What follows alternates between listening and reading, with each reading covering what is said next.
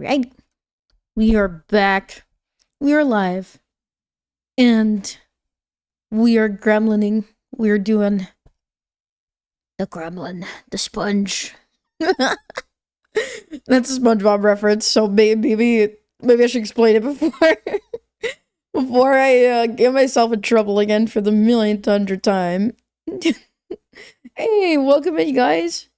Hey, how's it going? How's everybody doing? My fellow beans, the most adorablest little green things, the little green pin that's dancing on my jacket. If you haven't noticed yet, funny enough, I love the little details. So, welcome in, guys. God bless you and happy. What do we call Wednesdays again? Was it Whiskey Wednesdays? I could use some whiskey. Welcome in, everybody. God bless you. Hello. Howdy. And the big ooh-wah do you jet. Ooh-wah. Howdy. Yes, I am alive. I am breathing. I am the gremlin, and the gremlin does not back down from a fight. Until you pummel me to the ground for being 2 feet tall, you know? Then maybe there's no hope for me. Thank you, Iron Tiger, and thank you, Verbose Bard. Also, Verbose Bard. Thank you yesterday for the 5 gifted as well. I am so sorry that I did not get to your kind and generous 5 gifted yesterday. I was kind of just yapping and getting my brain out of my head. So I appreciate you a lot, and thank you to everybody who supported me yesterday, both in your words and your prayers, and for your support on the different platforms. You guys are amazing. Thank you so much for being here, and I don't deserve the community I got, but I'm really happy that it's the community I got. So thank you guys for your love and kindness always. I hope that I didn't worry you too much, and sorry if I did. I've been carrying a lot on my shoulders for the past 2 years. And in the last 6 months, 6, 7... damn it! Whatever. It's truly the times. Sorry. Look, I'm not trying to make the joke, but unfortunately, it has infested our society so much that... Why me? Look, I'd rather laugh than cry, so I'll laugh. 8, 9, 20, 30. 90,000? I don't know. No, you're not supposed to say 6, 7. Look. It's July. It's 7 months. January wasn't that bad. But like, okay, I wasn't trying to do the funny number for the... I can't say 6, 7 anymore. You guys ruined it for me. You young folk ruined it for me. Okay? I can't say that time range anymore. It's cursed. It's so freaking cursed, dude. Oh my gosh. What am I supposed to do, man? Oh my gosh. Whatever. Anyway, the last half year of my life has been good in many ways, but it's also been very stressful in others. You ruined it yourself, etiquette. Look.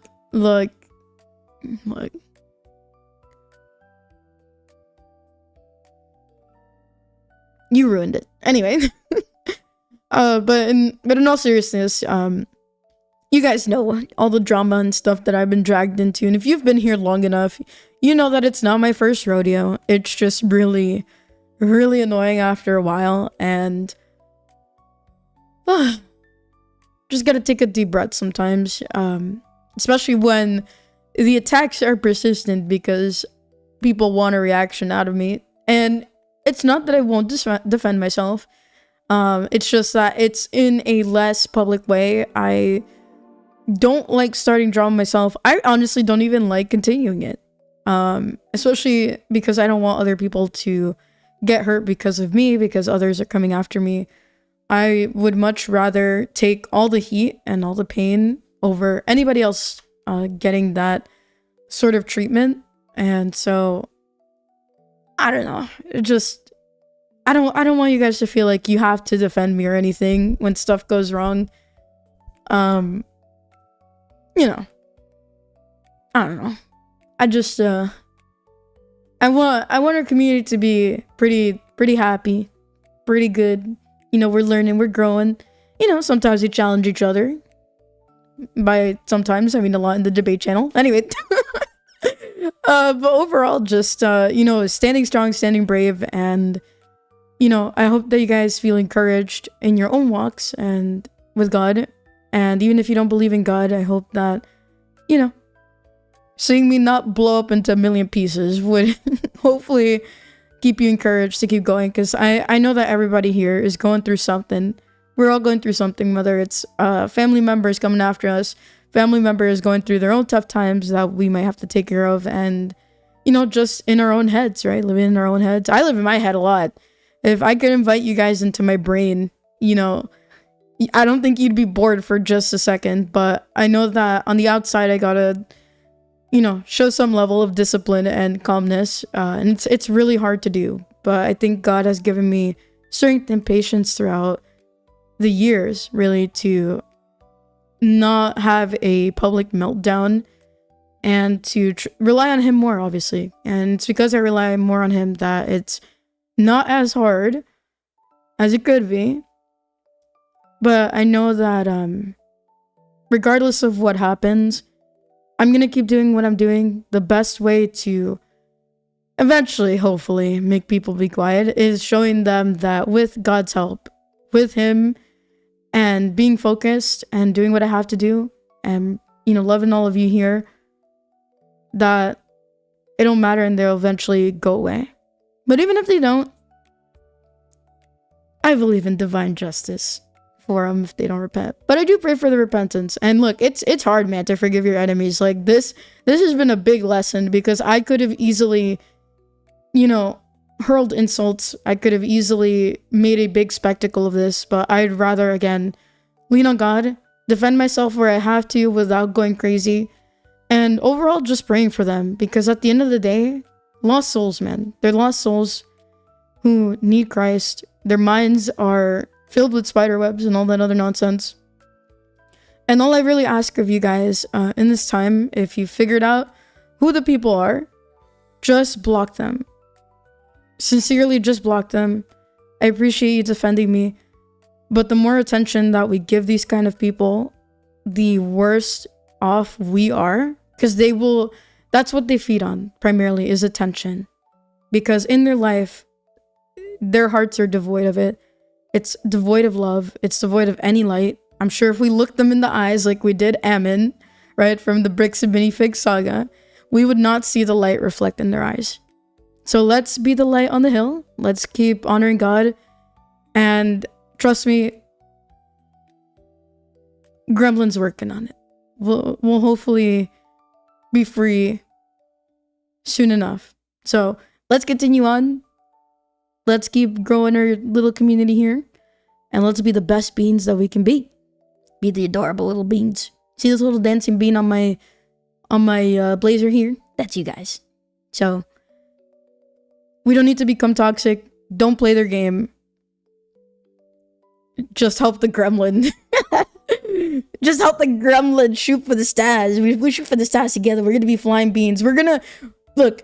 One day when I'm actually like focused, I'm gonna draw up a bunch of bean outfits. We're gonna have the Bean Mafia outfit. We're gonna have astronaut bean outfits. We're filling in every career, okay? Dream big beans. And one day we will make it to the stars and beyond. Nah, you're not too unk. Nobody, look. We need the wise beans. We need the young beans. We need all the beans. So age, don't let your age stop you from being a bean. The beans are all kind of shapes and sizes and ages and all that nonsense. But they're not woke. So don't put your gender ideology and nonsense in here. I look, people will probably end up doing that someday in the future, but you know, I would prefer it. Anyway, I'm not going to stop people from making their own beans. I just, you know, that's one thing canonically that That don't make sense. You the boy, you a girl. Bean sub, yes, bean sona. Make your bean sona today. And send it in the art channel if you want, or in the fan art channel. That would be probably a better spot to put it in where I can see it. So, can we have the killer bean? Yeah, sure. Why not? Have all the beans. Have a Freddy Cougar bean. I don't know. Well, maybe not that. Anyway, Beanie Soprano. Yeah, exactly. Beanie Soprano. Okay, I can't say that. Wait, who said that? Was that Chronomancer? I can't say that. I can't repeat that on stream. You're gonna get me banned. Anyway, try not to get banned. Bean Sona is good. Dude, yo, legit, have a Bean Sona, guys. Like, have I shown you guys some beans that I've made before? Oh my gosh, wait, hold on. Look, I know I'm getting distracted here, but that's unfortunately the ADHD brain, yeah. That's how we roll around these parts. We roll around and in style. Here, let me show you guys something that I made before. Let's see. Profile. Portfolio. Oh, I don't have it up anymore. Oh! Wait. Hold on. I gotta show you guys this. So cute. But I have to go to my VGen because I used to offer these as commissions, but not anymore. Let's see.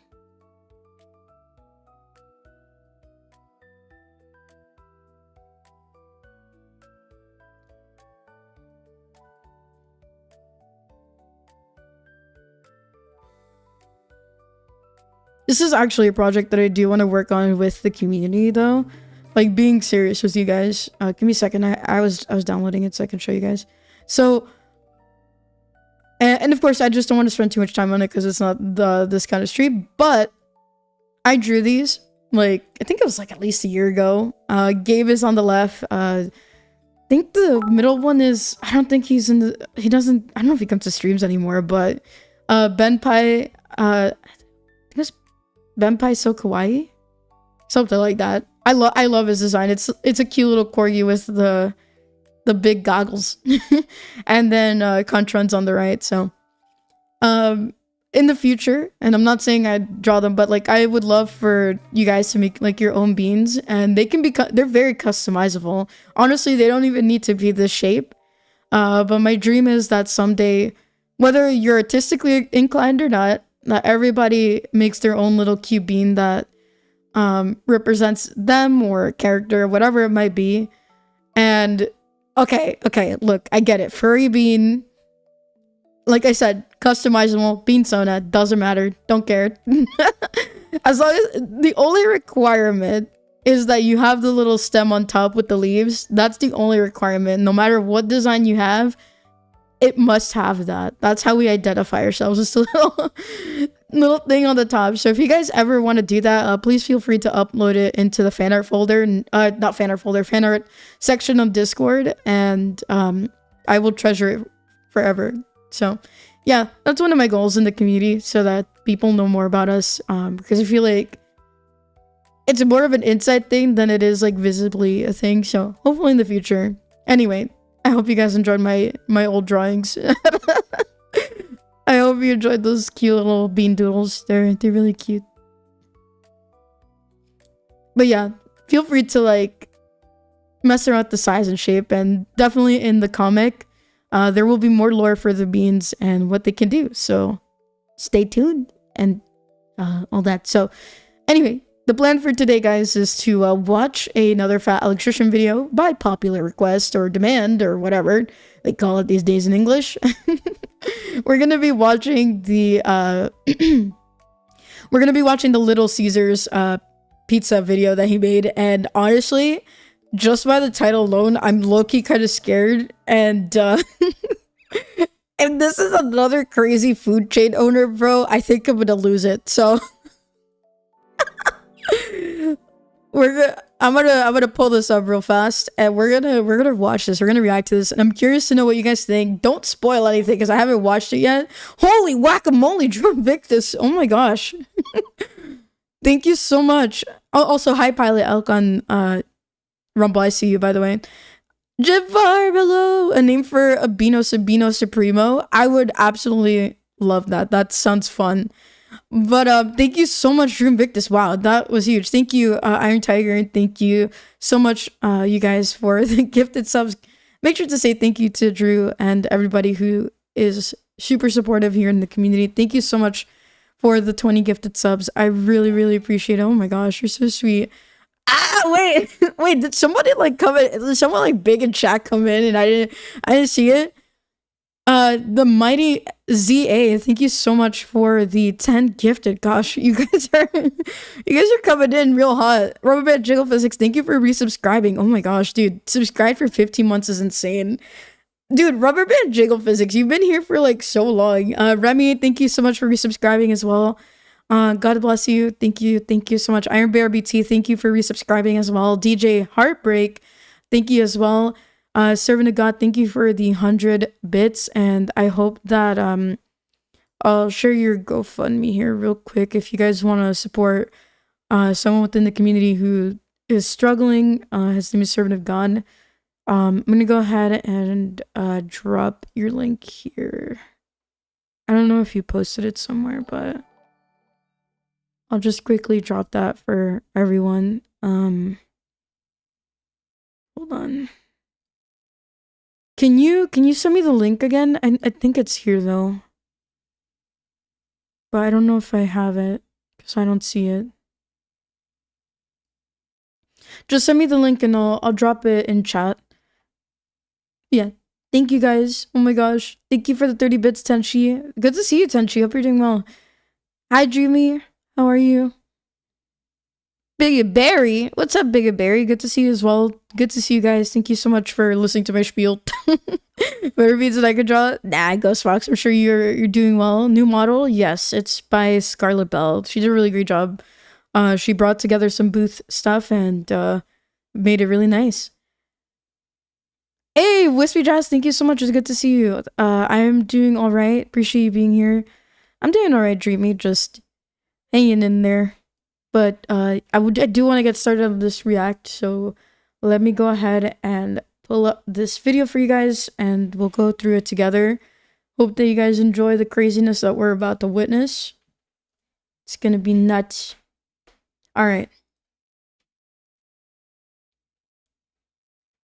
Oh, it's actually a very short react, so maybe we'll play some Power World afterwards. Alrighty, guys. You know what time it is. It's time to give me the biggest ooh-wah, and that you can give me. And we'll get started shortly. I have the video up, I promise. I didn't press play. No, stop playing. The torture. The torture. It don't end. And this is why.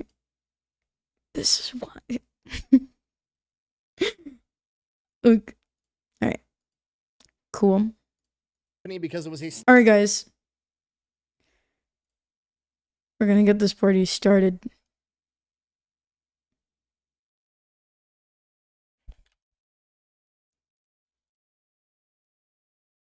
I'll probably make myself just a tiny bit. Igor. I think that should be good. Alright. Today we're watching Most Gangster Pizza CEO. Waffle House and HEB videos are also good fat elections videos. No, my intro. I gotta do it again for the camera. No, I'm kidding. Thank you for the 5,000 bits. God bless you. Waffle House and HEB videos are also good. Okay, we can watch Waffle House afterwards. I'm down for that. Oh, dude, Waffle House is so good. Like, okay, it's cheap, but it's like good. But we'll talk about it when I get there because this one's pretty short. All right. Don't distract me. Stop it.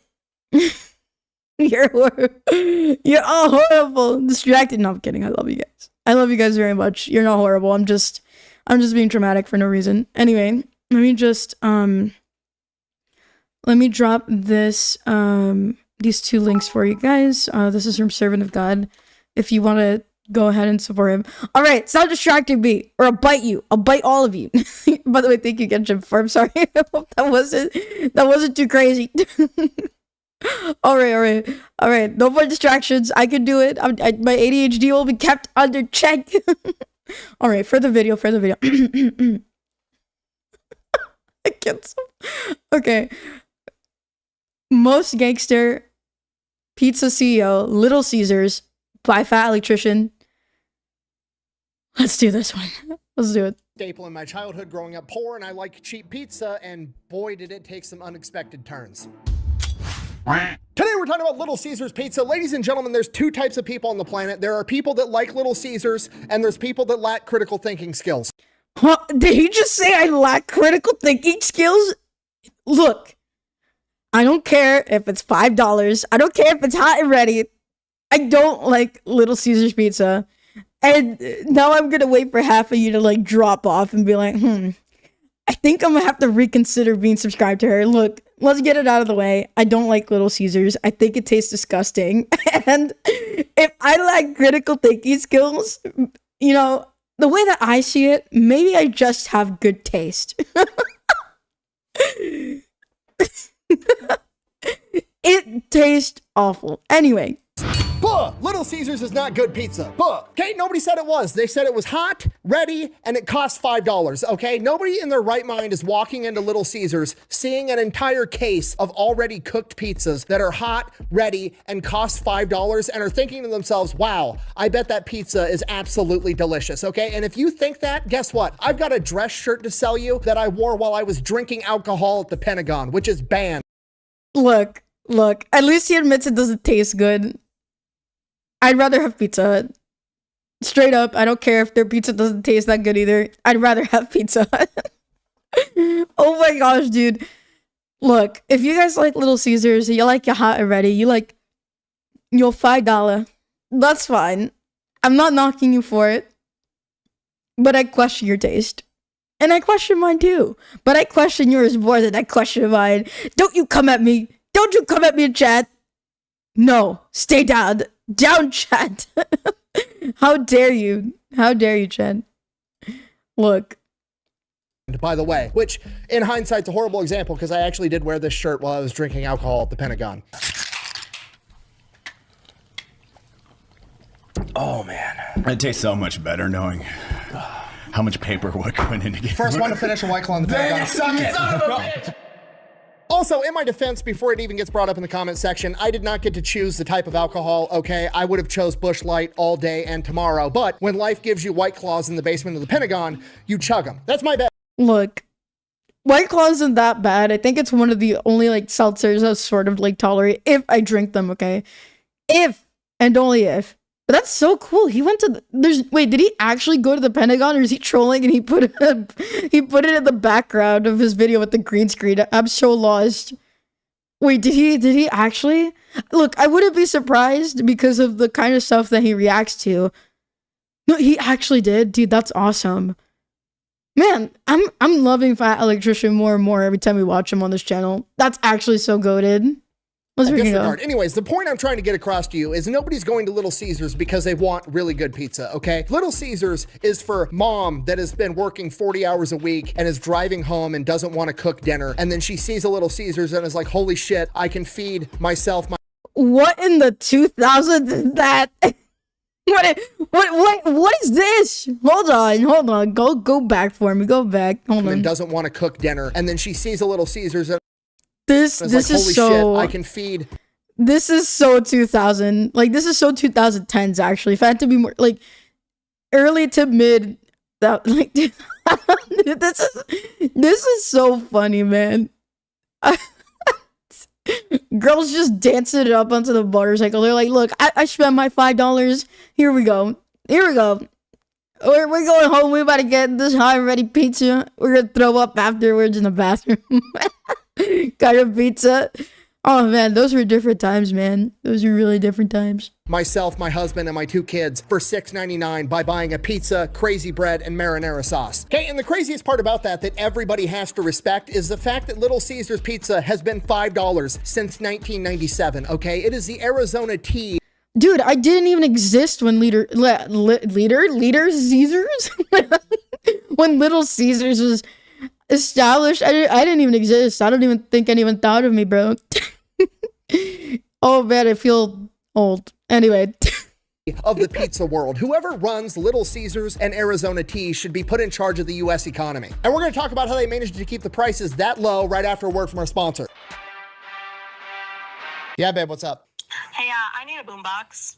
Okay, I can go get you one. Perfect. All right, I'll go get it now. Love you. Love you. All right, bye. 1 hour later. Where's that boombox that I asked for? Oh, it's right here. I got it for you. Bro, literally, I know you can't see her, but bro literally went for Latina mommy. Every single time, man. Never fails. Everybody wants the Latina mommy. What is this? Looking respectfully, man. The boombox. No, I wanted something to play music with. Oh, that kind of boombox. Yeah, I got this instead. Okay, we'll go. Look, I think that this option is way better than any boombox, chat. I don't know what gun this is, but it looks freaking sick. That's all I've got to say. Look, if your wife asks you for something stupid, just get a gun. Just get a gun. That's all you need. Okay? Get the AK, get the AR, get everything. Get all the pew-pews. way better than any boombox, better than any dishwasher. Just get the gun. It's got two uses. Entertainment and death. Go to the store and get me a boombox so I can listen to music. Can I keep this one still? I don't care. This video is brought to you by... Dude, that's base, dude. Oh my gosh, that's funny. Alright, we're gonna skip over this ad. Because as much as I appreciate him, I don't want to watch it. Begins on July 20th, 1929, when a young Mike Ilitch is born, the son of two first-generation immigrants. Like pretty much everybody born at this point in time, he grows up, he ends up joining the military, and he ends up becoming a United States Marine. Serves 4 years in the Marine Corps, comes back... Dude, okay. What is up with these military people being so based? Where are my military people, vets, and currently enlisted?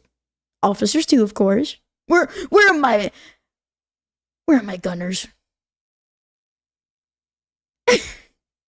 Where are the super base people in the chat? Do we got any military people here? Anyone? You can also be part of the feds if you want. ICE. Anyway. Hey, let's go. Thank you for your service. I cannot salute you right now with these 3D hands that are locked in with no 3D trackers that are on my turn. And big salute to you guys. Thank you for your service. I hope you like guns. I hope that the pew-pews are treating you well. But this is amazing. I don't know, there's just something about military men or just military people in well, I don't know when women were allowed to go into the military, but military men from back in the day, bros, like a whole different breed. What the heck? Businessmen out here. Awesome. Dude, Navy is based. All I have to say is go Navy. All the Army people and Air Force and Marine people screeching in the comments like, huh? Oh, Navy. Look, we love the Navy around here. I cannot say more information than that because I will perhaps dox myself, but I almost went into I was thinking about joining the Navy when I was younger, but civilian life probably better for being gremlin. Probably would not have survived out there. Back home, meets a young lady by the name of Marion, ends up marrying her. Then he ends up playing pro baseball for the Detroit Tigers, the New York... And then he was a baseball player? Dude, that's sick. Oh, man. Dude, look at this. This is like old technology, black and white. I'm like pink. You see that? It's kind of cool.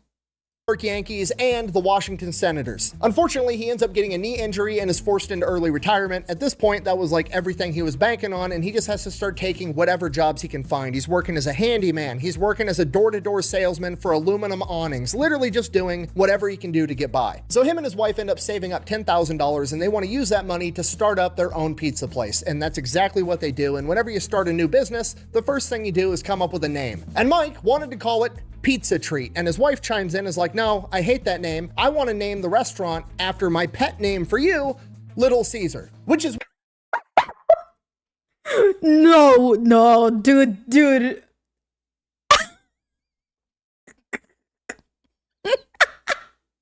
Okay. Look. I think that that's cute. I think that that's adorable. Oh my gosh, dude, wait, for real though? For real, she named dude, okay, look, let's just say this, right? Wives back then were built different, right? They loved you and they gave you a hard tech. Anyway, and they also gave you great ideas. I'm sure they do now, but like we're all the wives. We need wives out here. Where they at? Not for me, because I'm straight, but for all of you guys, for all the military people, so that you can start up your own fast food chain. And maybe it'll be your pet name that becomes immortalized. Dude, that's so cool. Bro's like, look, I don't want her to nag me about the dishes again. I gotta do it. I gotta call it Little Caesars. No, it sounds like she loved them, but let's see how this story goes. Weird, because Mike is average height. He was 5'9". Caesar was only 5'7", and Mike is significantly taller than his wife, so I don't know why she would come up with the name Little Caesar. Wait, Little Caesar always depicted by stabbing his spear into a pie. Wait, pull up a picture of the Little Caesar. Holy shit. That's a peanut. Wait, was this a Marine? Dude. Okay. Before that clip played, I think we all thought about what that meant, okay? I think we all thought about it real fast. Core dick joke the entire time? I'm conflicted. On one hand, my childhood is ruined, but on Look, my mental ruined, but like, hey, yo, ain't no way, dude, ain't no freaking way, ain't no freaking way. I swear, if that's true, if that's what they were trying to imply, y'all who like Little Caesars needs to maybe reconsider your life choices, eh? The things nightmares are made of you, right? You guys need to consider your life choices. I'm like, no offense. Unlucky elbozo. I don't even want to say the other thing because the timing would be terrible, so I'll keep that one to myself. On the other hand, it's a multi-billion-dollar Marine Corps dick joke, which is just perfect. I wonder if Melinda Gates is who came up with the name Microsoft. Sorry, we're getting way off track. Little Caesars was originally Little Caesars Pizza Treat, and it opened up in 1959, and there's Little Caesars Pizza Treat, chicken, fish, shrimp. Do they still sell this stuff? Carry out's delivery. Ugh. Look. They had to deliver on that shrimp lo mein, you know, that fried shrimp. You like your shrimp fried rice? Do you, Chad? Where are my crayon eaters? Where are the freaking crayon eaters? Where are the jokes that you're telling the barracks? Don't share the beer. If you do, at least keep it on kick so the kiddos don't see it. The slogan was Pizza Pizza, which is the most Marine Corps slogan of all time. Just say whatever it is twice. Except, of course, in Canada, Pizza Pizza was already trademarked, so they had to go with quality instead. Nerd alert! Let me hear you say pasta! Right out of the gate, their first restaurant is a huge success, and they end up franchising and getting another location open within the first 3 years. Then they start opening up Little Caesars all over the country. It's a huge chain, and somewhere along this line, they end up ditching the original name of Little Caesars Pizza Treat and just shorten it to Little Caesar, which I'm never going to be able to say the same ever again now. Is this why the breadsticks are so thin? So business is going great. They start opening up restaurants all over the United States. They've even got some up there in Canada. They keep the company privately owned so they get to make all the decisions. Everything's going great. They're making a ton of money, at which point Mike sets his sights on going and buying the favorite team that he played for when he was a professional baseball player, the Detroit Tigers. He wants to own the entire team, and he's got the money to do it. But in 1998, the CEO of Domino's, his direct competitor, bought the team out from underneath him. Bro, I would have twisted that man's arm into a pretzel taking my sports team. That's crazy, dude. Wow. Honestly, the CEO of Little Caesars, valid crash out. If he had a crash out, super valid crash out. How dare he take one of the worst sports teams? And I mean, none of you like the Dodgers here, right? Okay, good. Now that we've gotten that out of the way. son of a bitch. Okay, this is a Marine. This is shots fired. This means absolute war. So what ends up happening is Mike still wants to own a sports team. So what he does instead is he ends up buying the Detroit Red Wings, the hockey team, and under his command, they do great, start winning a bunch of games. This is becoming so regular, we should just have Michigan Day at Bro, is that who I think it is? Is it who I think it is? Oh boy. So who want to tell him? the White House when the Red Wings The Tigers, on the other hand, are doing absolutely terrible under the ownership of the CEO of Domino's, so he's forced to sell, and by 1992, Mike is able to buy the Detroit Tigers as well. Dude, not only is his business succeeding, he gets to buy the team that he's always wanted. Look, I'm not gonna lie, if you like Domino's, I used to like Domino's, so I say this with all the love in my heart, you have problems. Anyway, now that we've gotten that out of the way, this team sucks. Anyway. And under his ownership, the Detroit Tigers start doing awesome as well. But Mike is not about to forget what the CEO of Domino's did. I don't even think you really know what a bad day is. So in 1993, right after he bought the Detroit Tigers, Mike launches the Big Big campaign for Little Caesars, which kicks off what is today known as the Pizza Wars. At this point in time, there's three major pizza chain restaurants in the United States of America. You've got Little Caesars, Domino's, and Pizza Hut. See, look, Pizza Hut for life. Papa John's kind of mid. Not gonna lie. I mean, they're all mid, but like in levels of midness, I would put like Little Caesars in the grave, then Domino's right next to it.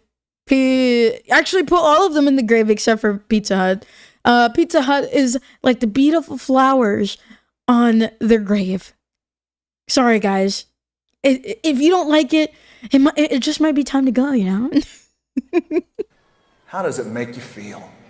It doesn't matter how it makes you feel. And Little Caesars comes up with a brilliant marketing plan of what if we just sold big ass pizzas? So they had their big promotion where they just sold a massive pizza and said that it was bigger than all the other pizzas on the market. That went so well and they made so much money that they actually started to make more money than Domino's, at which point Pizza Hut fired back by launching their Sasquatch pizza. And then Domino's came in with their Dominator pizza. Okay, what in God's green earth are these names? Hello? Dominator Pizza? And what was that ugly CGI domino? Bro, look, CGI has been pretty good, even like mid-tens. Like, where are we putting the money? What is this ugly 3D? Hold on, I gotta go back. Hold so on. well, and they made so much money that they actually started to make more money than Domino's, at which point Pizza Hut fired back by launching their Sasquatch pizza. And then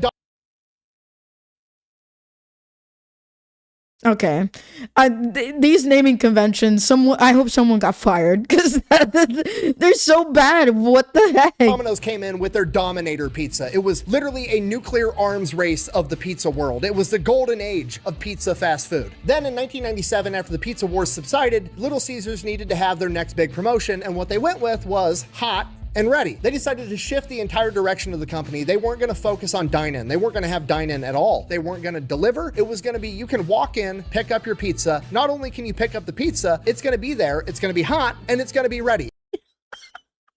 Dude, what? Dude, this guy's just living life. I'm like, yeah, I got the best $5 investment I'll have for the week. My $5 high ready. Sorry. I'm sorry. I can't. Dude, bro. That's so funny. Look, I'll give it points for nostalgia and not taste, okay? I'll give you that much. I'll give you nostalgia. It's already done, and it's cheap as fuck. It's brilliant. It's cheap, it's fast, it's highly effective. You're a mom taking her kid to soccer practice, and you forgot, oh shit, it was my turn this week to bring the food to feed all the kids after soccer practice, and then you drive by, see a Little Caesars, and know that you can pick up 5 pizzas for like $30. The day is saved. And only focusing on... Look, that's fair. You know, when Gremlin feels a little lazy, she gets herself some food, okay? Maybe feels a little lazy a little too often, but that's fair. I mean, they knew their demographic. Look, I can't give them props for the taste of their pizza, But I can give them props for what they were trying to do. And honestly, maybe it just tasted better back then. Maybe it wasn't as bad as it is now. But look, I'll give them props for props to do. Because if you can market it towards the average day person, they will eat it up. And eat it up, they did. Pickup is actually part of the reason that the food is so cheap, because the buildings don't need to be that big. They can occupy these little tiny commercial areas because all they need is a kitchen and like a 3-foot wide area with a cash register for people to pay when they pick up their pizza. You're not wasting money on a dining area, you're not wasting money on delivery drivers, and that's a big part of why they managed to keep the pizza price at $5. On top of that, they did everything as cheaply as possible. Their marinara sauce is literally from concentrate, so the employees just dump this can of concentrated tomato paste in and mix it with water, and that's what the sauce is. I did not want to see that. I'd rather see you butchering the poor... Actually, no, sorry. No, yeah, I'd rather see you butchering the poor pig for the pepperoni. I'd much rather see that than whatever that was. Did you guys see that? Did that water have like mud in it? Am I going... What is this? That's not water. What the heck is this brown stuff? Oh my gosh, wait, let me show you guys. Like, what is this? Just dump this can of concentrated tomato paste in and mix it with water, and that's what the sauce is. Yo, wait. Can we like...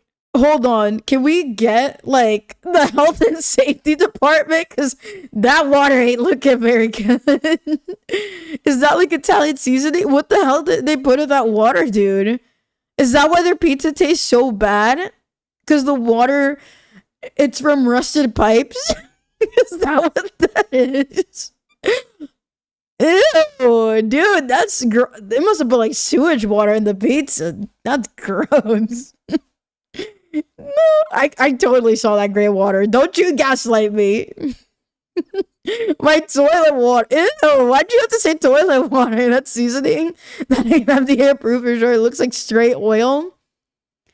Ugh. And then they use the cheapest Pesto? cheese they can get their hands on. And then for the dough is actually the good part, because the dough is actually made fresh every single day, because buying pre-made dough was more expensive than just making dough in-house. So the dough is actually really fresh, and that's why the crazy breadsticks are so good. Got all this large pie. Oh, I've seen this guy before. I think Leaf has reacted to him a couple times. So, if not Leaf, definitely someone else who've seen this guy. Oh boy. And the crazy bread and the sauce for $6. Somehow they managed to keep the price of the pizza $5 flat until 2022. It literally took a global pandemic that forced people to stay in their houses and not interact with people to get them to raise the price of their pizza. That's incredible. Okay, just for the record, gas prices alone went up 231% during that same time frame. We're not even going to talk about the housing market, and somehow these guys managed to keep the pizza at $5. And guess how much they were forced? Wow, I'm actually astonished. Look, again, terrible quality in terms of taste, but the fact that they thought of their customers until the bitter end, until they couldn't hold on anymore, is freaking impressive. Look, if I'm gonna get cheap pizza, I'll get some Costco pizza and their hot dog.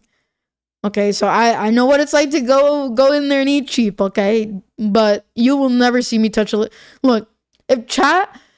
Okay, the only way you guys will see me eat Little Caesars is if somehow you like only if you guys pay for it. Like, I'm gonna be honest, you would have to pay me to eat Little Caesars.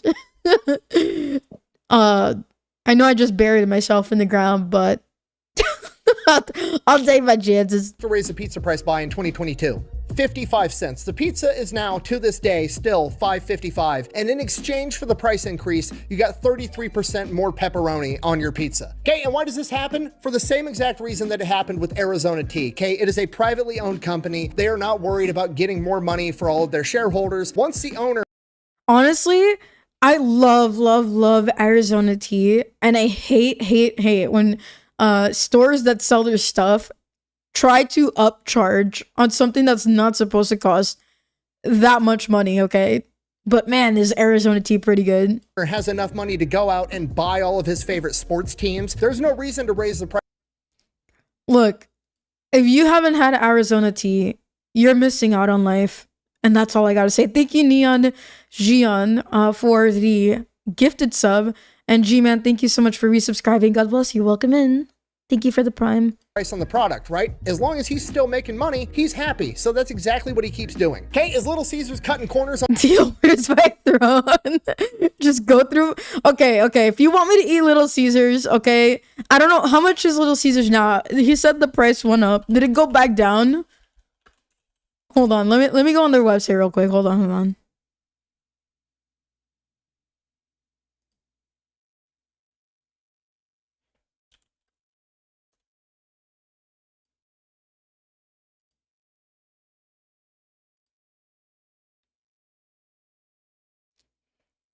Wait, is it? Hold on.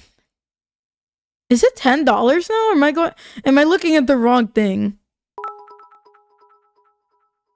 Large classic cheese. Wait, but Little Caesars is usually like a small one, right? It's not the big one.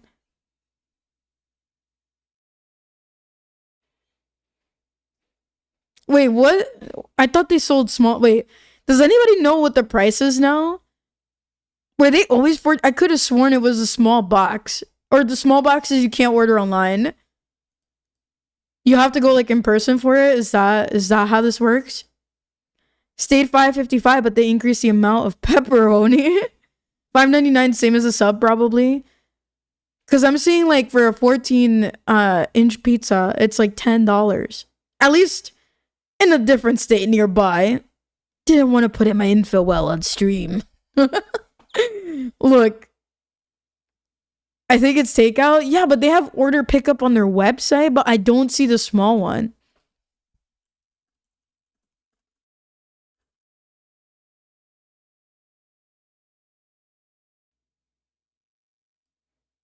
Okay, so they're not small. They were always big. Dude, New York City, it's $10. Dude, you guys are cooked over in New York. Like, you guys are so cooked, bro. Wait, was it always a 14-inch pizza?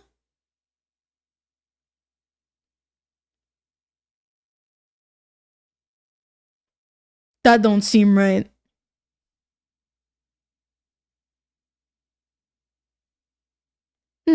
Interesting. Oh, so it was always one size. They had half rectangular pizzas for lunch special only. So maybe it just depends on the store. But yeah, New York is like $10. Dang, you guys are like, you had that during the pandemic for $10? Sheesh. I'd rather spend the extra $5 and go to Pizza Hut. Oh man, and pick it up. Look, I can do a Little Caesars taste test stream for y'all. Okay, if that's what you want, chat, but you gotta be convincing, you know. You gotta let me know. You gotta let the gremlin know that that's what you want. on the pizza? Yeah, it's their entire business model is to make the cheapest pizza possible, okay? But unlike most other companies, Little Caesars takes all that cost savings and passes it along to the customer, not giving it to their shareholders. Buh! I don't care if it's cheap, it still tastes like cardboard. Buh! You know what? Keyboard warriors would know exactly what cardboard tastes like, wouldn't you? I bet you could Look, I tasted hand sanitizer and soap as a kid. Don't test me. differentiate brands of Windows by the taste. And you know what? I'm willing to concede. Is Little Caesars the best pizza if I'm judging by taste? Absolutely not. But you know what? It still tastes better than Italian pizza. It's not great. It's not horrible. You're gonna get fat. Buh! How can you even say that? The Italians literally invented pizza and that's how it's supposed to be. Italian pizza has to be the best by default. Buh! A, no it doesn't. B, that doesn't even make sense, okay? You can say what you want about Little Caesars pizza, but at least they figured out how to spread the cheese evenly. Okay, Italian pizza. Yeah, because spreading the cheese is what we're here for. You're right, fat electrician. You're right. My bad.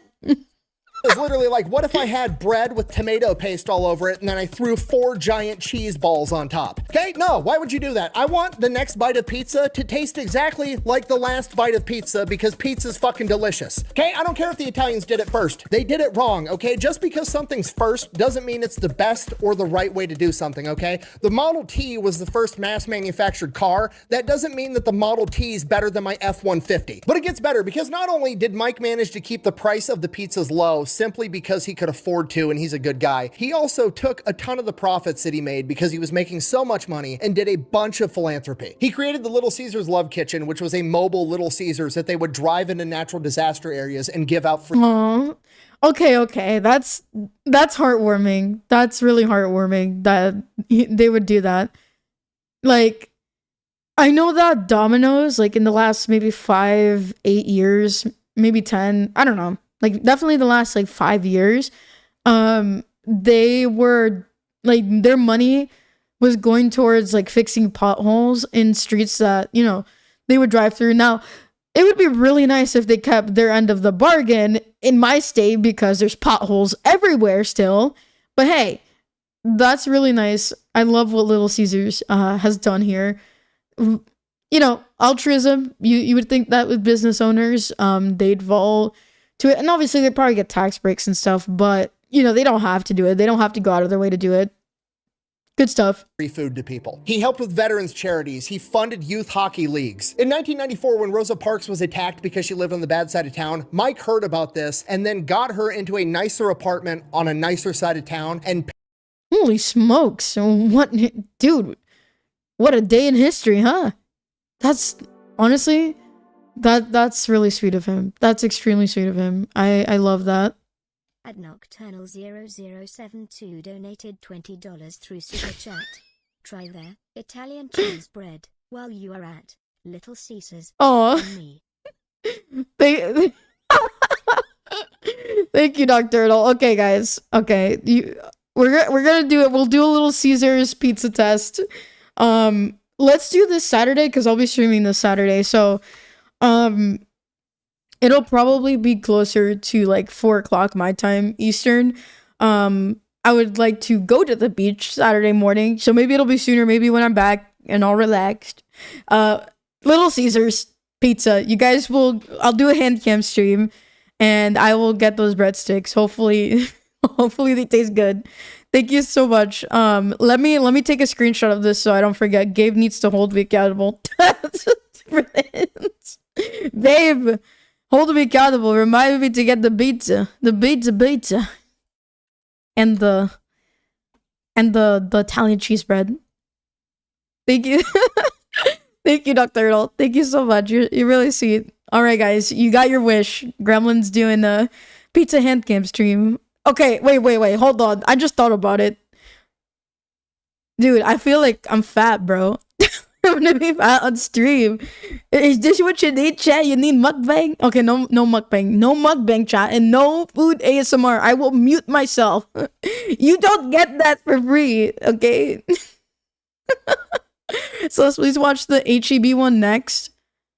Wait, so do we want to do Waffle House? Okay, wait, let me finish this react first. Hold on. paid her rent for the rest of her life and never even told anybody. Dude didn't do it for PR, didn't do it for the good press, literally just did it because it was the right thing to do, and nobody found out about it until he passed away. And when he did pass away in 2017 at the age of 87 years old, his widow became one of the wealthiest women in the entire country. Okay, that's the American dream. Man, look, I'm happy that he did a lot of good things. After this whole video, after this whole mini saga here, I feel so sad that he's not here with us anymore, man. Oh, man. Dude goes off, serves 4 years in the Marine Corps, comes back home, finds a beautiful girl, marries her, plays professional baseball, blows out his knee, dreams are ruined, doesn't give up on himself. Goes out, starts a business, makes so much fucking money that he buys the sports team he used to play for and a couple of other sports teams. Does it all without being greedy, cutting corners to screw over his customer. He cuts corners to save the customer money so even poor people can afford to buy their kids pizza. And then with all the extra money he makes, he does a bunch of charity work and then dies at 87 years old, leaving his widow a billionaire like a complete fucking gangster. And the cherry on top, the entire thing was based off of one big elaborate multi-billion-dollar dick joke, which is a title that only a Marine could achieve. This video is so unhinged, I don't even know how to end it. I guess just like, be like Mike, you know, never give up on yourself, never compromise your morals to make more money. If you can do charity work along the way, that's great. And apparently making dick jokes works. Thank you for watching. Best way to support. Okay, I'm not gonna lie. Even if I feel like I'm going to throw up the pizza on Saturday, I will do so knowing that a super based business owner, probably one of the very few in existence, did something really great with his company. That was amazing. Look, Little Caesars owner, I hope you are in the glory of God. I really hope so. What a dude. Left his wife a billionaire, did some good work. Pizza doesn't taste good, but you know what? It hit a demographic that really needed it. So good stuff. That was a great video. 10 out of 10. And now I have to eat the pizza on Saturday, so oh boy. He probably opened the Little Caesars in heaven. I don't know about that. Who knows, maybe. Better wholesome story than Colonel Sanders. Oh yeah, 100%. This is a much better story. All right, guys. That was great. Love it. And that's for the video. So Lala's, yeah, you got your short react. Still work. I'm kidding. Here, give me a second, guys. All right, so I'm gonna send you the VOD now. Oop. Channels go by some murder. Oops, sorry. I'm gonna go send you the VOD now, Lala's, into the folder, and if you want to get started on that, because it's a pretty short react, and then I'll start recording this next one. Give me 1 second, chat. You guys really got me to buy the pizza. I love it. So, I'll do a hand cam stream. I'm probably obviously not gonna eat the whole pie by myself because I can't be that fat, chat. You know, we gotta watch the chichones, the pounds that are accumulating in different areas of my body. But although the bread I don't know, depending on how much the sticks of bread there are, I probably eat them all. But okay, so I'll definitely be trying it, and if you guys want to join me on Saturday for a little Saturday afternoon evening pizza, we could chill, we could react to stuff and enjoy. Should be a collab stream with Gabe. Watch part of the video I recommended to Mama Oko on his birthday. Mayhaps one day. Thank you, Noir, for the $5 super chat. Consider this an apology for... Wait, what? Wait, what video did you I'm so confused. What did you recommend? Watch the outro. Ugh. Okay. Search over thefatelectrician.com. Quack bang out. Somebody's going to take that advice too literal, and there's going to be a new pizza chain called Girth Brooks. I guarantee it.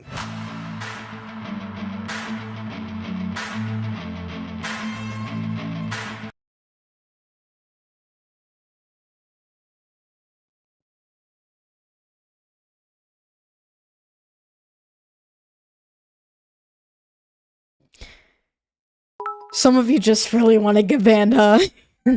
Some of you just really want to get banned. Oh. You'll never discover new oceans unless you have the courage to lose sight of the shore. Mike and Marion had the courage to lose sight of the shore and discover new oceans. They kept pushing Detroit, and it had not been for them, I am saying Detroit would not be in the renaissance that they're in now. No. I just want to be remembered as a good father and somebody who loves Detroit. You know, I like to be remembered as for the people that know me as a decent guy. Oh, that's so sweet. That is so sweet. Honestly, I hope that he's remembered as a good father too, and as a really one of the few business owners that one can say was actually not a jerk or anything like that, and thought more about others than himself. This man, look, deserves a round of applause. Deserves an absolute freaking round of applause, man. That's beautiful. I'm glad I'm glad we ended up watching that. I'm glad we really ended up watching that. That was great. Wholesome ending. But the part before that, I'm gonna bonk you guys on the head. No girth jokes, and don't you dare make a girth anything. Okay? No girth, nothing. Alright, chat. We have one of two videos that we can watch next. Either HEB or Waffle House. Let's do a poll across YouTube, Twitch, and Kick. And I want to know what you guys want next, since we have quite a bit of time left. Oh, the playtest began again? Oh, let's go. Electrician does an outro. Yeah, I keep forgetting that he does outros. But I'll make sure not to skip the next one. Keep it together. My bad, chat. I'll keep it in mind for this next one. No girth, can we use diameter? How about you just come up with the actual wholesome name? Is that too hard? Is that too hard for you? Do you need help? Assistance, perhaps? Both. Okay, I don't think I have time for both. It's one or the other, chat. How dare you, Jimothy? How dare you? Alright, so it's either HEB or Waffle House. Let me do this poll, because I think Gabe is busy right now, so give me 1 second, guys. Why does Twitch keep removing my stuff?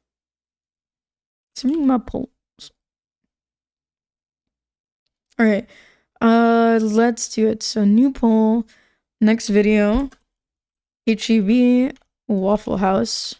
And then we can watch whatever we don't end up watching, we can end up watching on another day.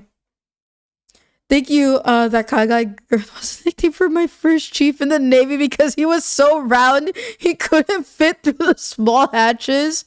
That's insane. Dentrat, thank you for the 555 bits. The Little Caesars hand cam fun, thank you. God bless you. And Servant of God, yeah, we can play Archron. It probably won't be this week for me though, because I've got other stuff planned, but yeah. Take care, Iron Bear, God bless you. That's a wild name. Okay, so Waffle House is winning so far on Twitch. Guys, make sure to vote. Give me your vote, chat. We're tied on Kick.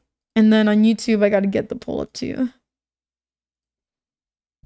Which video? HEB or Waffle House? Alright, guys. I'll give you like 2 minutes. Or so. 2-3 minutes.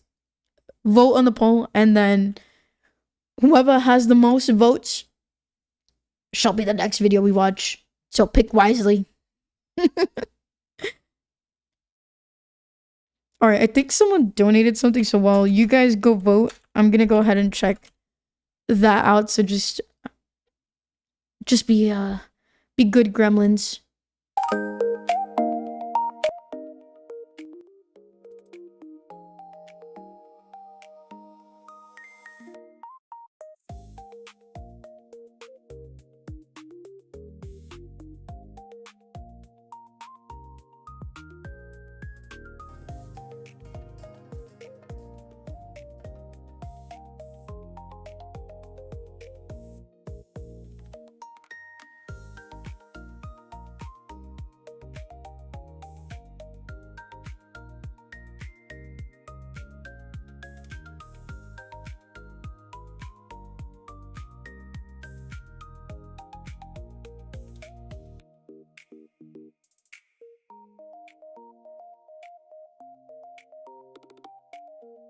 Okay.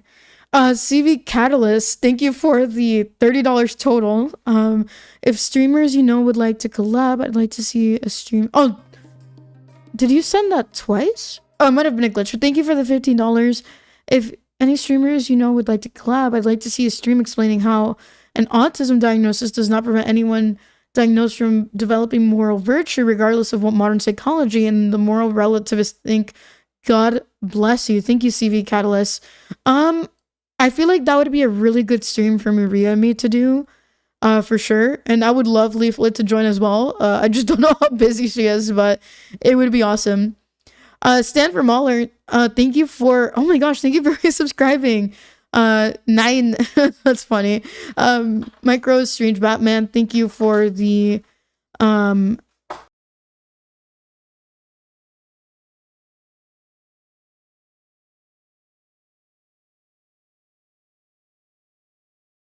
sorry, noise in the background. Anyway, thank you for the follows. Appreciate you guys. It looks like Waffle House. Oh my gosh, Waffle House decimated HEB on Twitch. You guys are crazy. Okay, so it looks like Waffle House has the overwhelming amount of votes. So Waffle House it is, chat. All right. Freddy Fazbear Pizza. I don't think there's a video on that yet. First time catching live. Have you been enjoying your YouTube content and reacts to Fat Electrician? Thank you, Mike Ross. Appreciate you. Welcome in, welcome in. Oh, Noir. Okay, thank you for the $2 super chat. You said the age regression furry TCG. Dude, we are never reacting to that on the stream. That is all I have to say. You cannot convince me to watch that video on my stream ever. I felt like I was going to vomit, and there are words that I couldn't say like that are deep in my brain cells. I refuse to ever watch something so I can't even say tasteless, because tasteless doesn't even begin to explain just how disturbing that was. But hey, I guess good job. We're gonna go watch some more Fat Electrician, because yes, very good. So I can erase that from my brain. Thank you for reminding me of the things that I didn't want to remind myself about. Anyway, Waffle House. Fat Electrician video. Ooh. Let me get the volume back up here. Alright guys. Next video. Okay. Next video, Waffle House. The Roman Colosseum of the South. I'm very intrigued as to why he called it this. So let's find out together, yeah? Actually debated on which channel I was going to upload this video on, because on one hand, we're going over a business and the business model that it has, but on the other hand, this restaurant is basically the Roman Colosseum of the South, and I'm pretty sure if you eat there enough, you actually get a deployment patch from the US military. Regardless, I wore my schnazziest tank top for the occasion. Oh, wow, what? Today we're talking about Waffle House. Okay, just to be completely clear with everybody, I was pretty sure I was not going to get caught off guard, because Waffle House is already absolutely crazy. I started looking into it and then found out that Waffle House is somehow connected to the Manhattan Project from World War II. So they managed to actually surprise me, and we're going to get to it right after a word from our sponsor. Yeah, babe, what's up? Hey, I need a boombox. Okay, I can go get you one. Perfect. All right, I'll go get it now. Love you. Love you. All right. Wait, what? Is this a repeat ad? Hold on. We already watched the feisty Latina lady. Okay.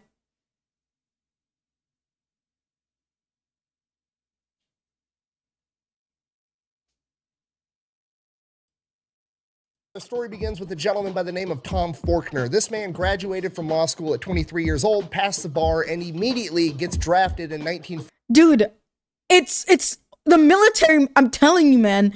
The military men of the 1900s, just wild. Like, where are the bootstrap stories? Chat, what are you guys making? Where's your fast food chain that I can go visit? Look, I'll go visit, okay?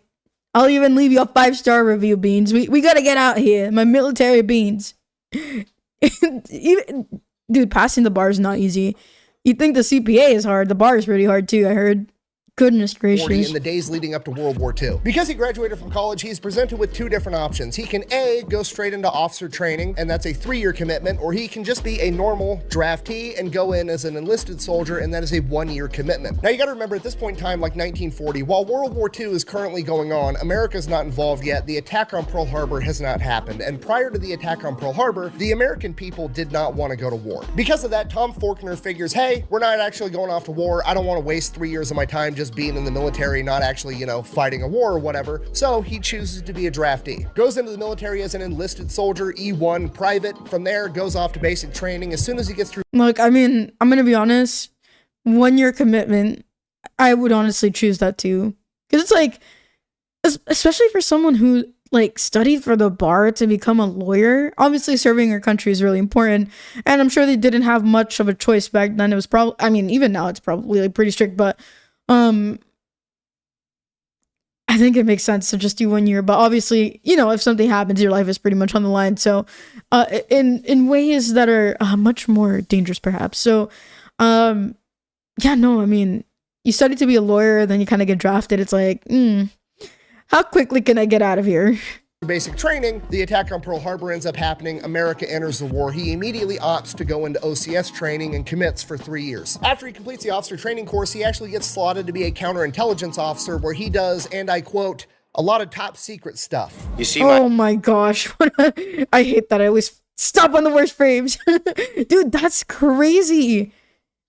Bro was a spy for the government? My identity must remain mysterious and my mission secret. I cannot reveal it to you. You can actually tell in the interviews that he gave later on. Dude, these stories of these men who made these chains, like, I'm just blown away. I did not know there was such deep lore for this. In his life, like in his 70s, 80s, and 90s, that he's still not sure what he is and what he isn't allowed to talk about, but he did end up telling us that basically it was his job to try to sneak onto military bases, not as military personnel. So he would basically disguise himself as like a painter or a carpenter or whatever and try to infiltrate a US military base to expose weaknesses within the system to help counteract enemy spies. So he does that for a couple of years, and then one day he ends up getting orders like, hey, you're going to Knoxville, Tennessee. And he's like, okay. He was sent to Knoxville, Tennessee. I see. Dude. Like, going from, like, super FBI to, like, Waffle House, like, owner, millionaire, whatever. I know we're not at that part yet, but just amazing.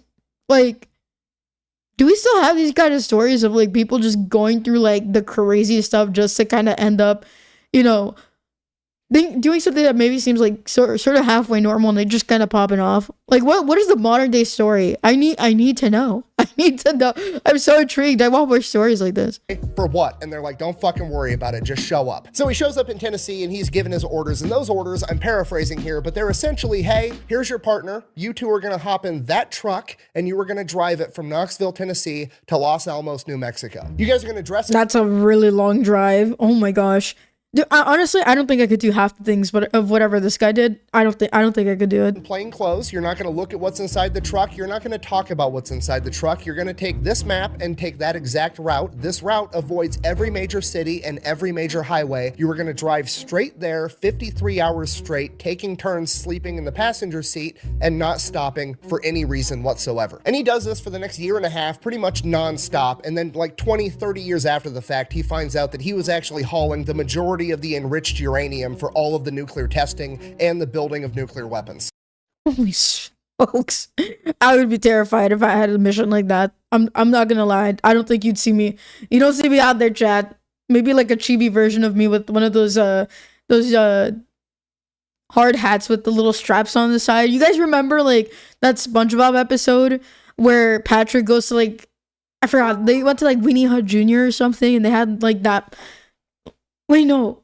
It was no, it was that episode where they did the fancy dining episode and he's like, may I take your hat, sir? May I take your hat, sir? I'm gonna be chibi version of Gremlin just running out there with one of those hats in the middle of combat zone. We're delivering the uranium to the aliens in New Mexico, Area 50. What was it, Area 51? We're delivering the uranium. Aliens are real. Grab it down here. Shoot the pew-pews.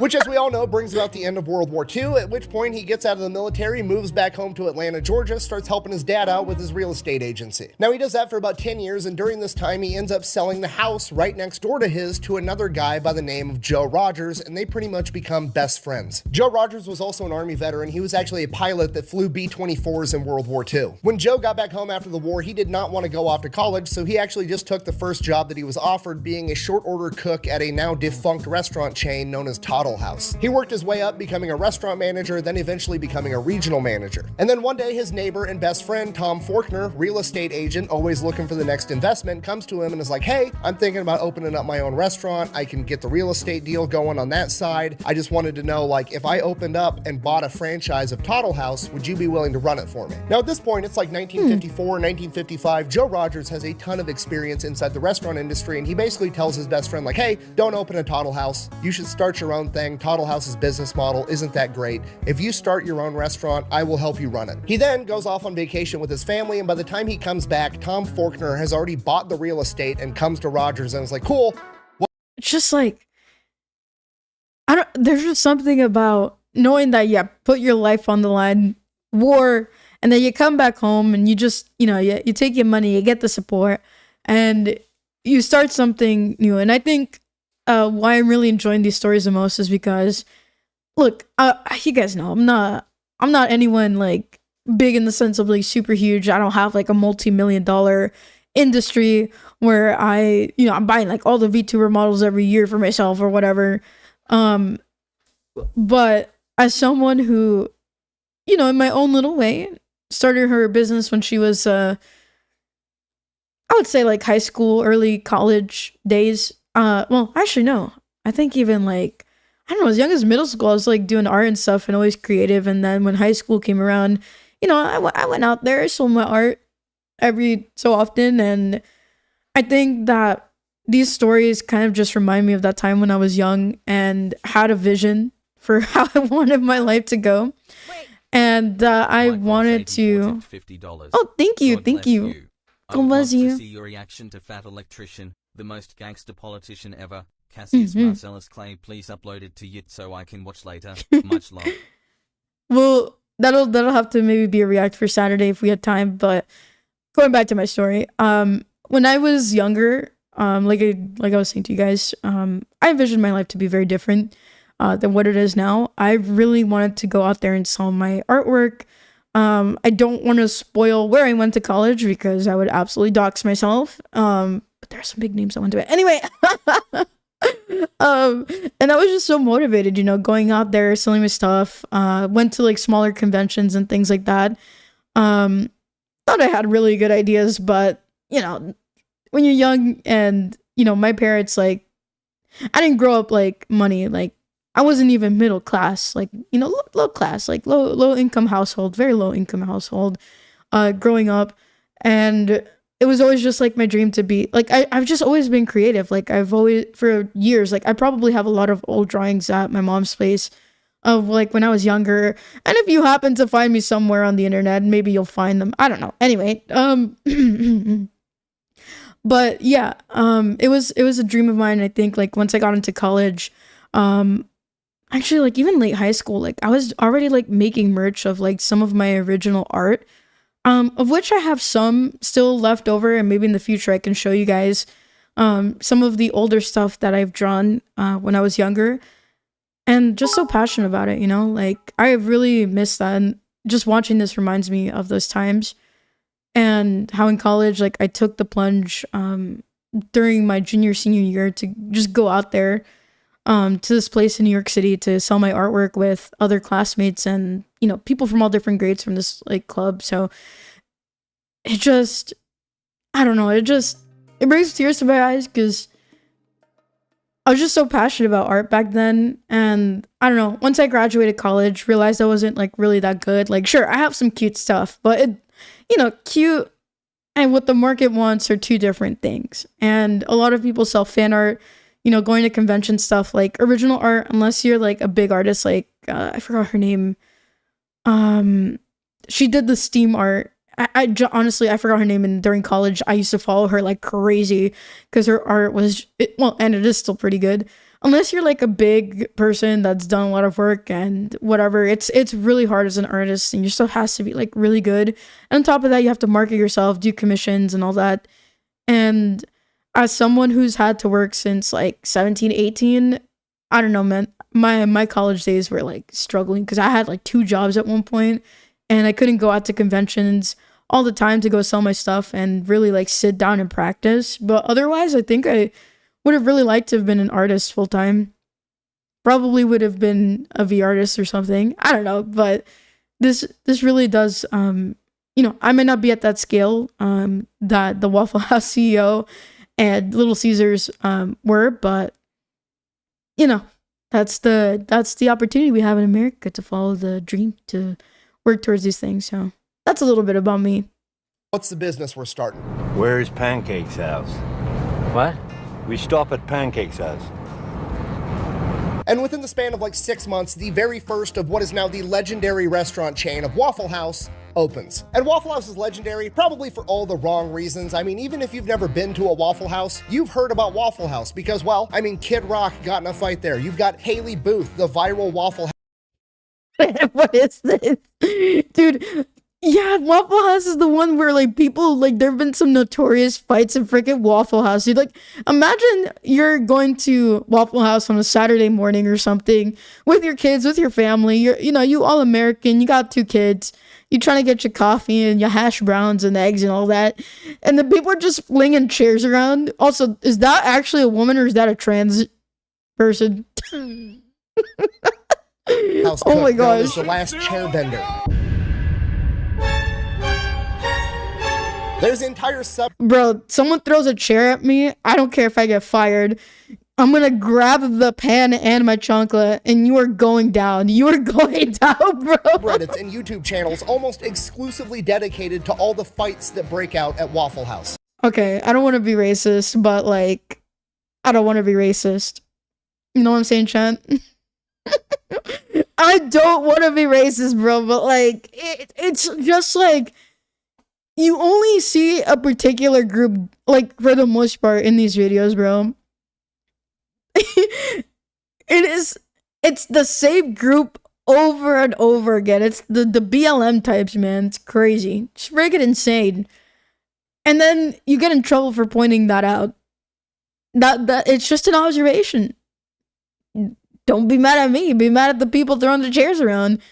Holy I remember moly. the first time I went to a Waffle House. I stretched first. I grabbed a GoPro. I was ready to yell World Star. Nothing exciting happened. I just had delicious breakfast at like 3 o'clock in the morning, which is probably 99% of people's experiences because despite all of the negative PR, Waffle House makes a ton of money and has an incredible business model. Okay, Waffle House had about $1.4 billion in revenue last year, which is about 650,000. Oh, we got a raid. Thank you, Raiders. Welcome in, Kick Raiders. God bless you guys. Thank you so much, Aosabi, for the raid. Hope you guys had a good stream. Thank you so much. $1,000 per location, and when you take into consideration that each Waffle House is absolutely tiny, that's really impressive. Out of their 2,100 tiny Waffle House locations, their yearly stats are 58 million cups of coffee, 124 million waffles, 153 million servings of hash browns, 272 million eggs, which is about 2% of all the eggs consumed in the United States of America, and 85 million strips of bacon. Yes, Bro, I could. Okay, so I have been to Waffle House before, but in Jersey, these things do not exist as far as I know. Like, we have diners, like Jersey is known for its diners, but man, I wish we had a Waffle House up here. When I went for ReachConf last year, it was so much fun, dude. But I don't want to talk about it too much. I mean, people talked about it, you know, but just to avoid giving too much information. But the hash browns, like, everything else was like kind of, and I'm like, the hash browns are pretty solid. Look, the portions could have been bigger, but that's just a fat person to be speaking, so you can ignore that. Did the math. That is about 8,000 miles worth of bacon. I worry what you just heard was, give me a lot of bacon. Wait, I don't remember what show that.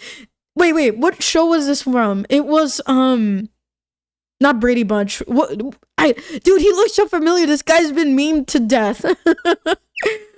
Who was this guy? Chat, I need help. I don't remember his name or what show he's from. Help. Parks and Recs? The Office, Parks and Rec one? Parks and Recreations? Okay. I might, like, I've seen this guy so many times in memes, bro. It's like not even funny at this point.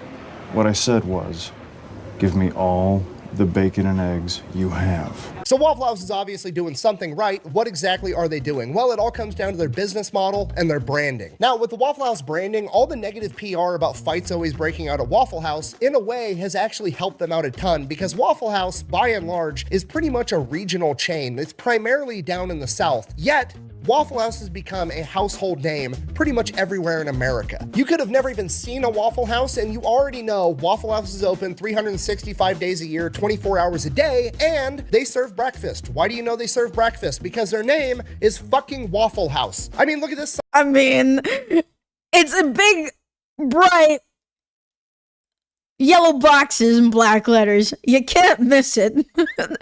I don't think you can really miss it, can you? Oh my gosh, dude. Fine, you're driving down the road, you see that, you know everything you need to know. They sell breakfast. The end. Do that with another breakfast.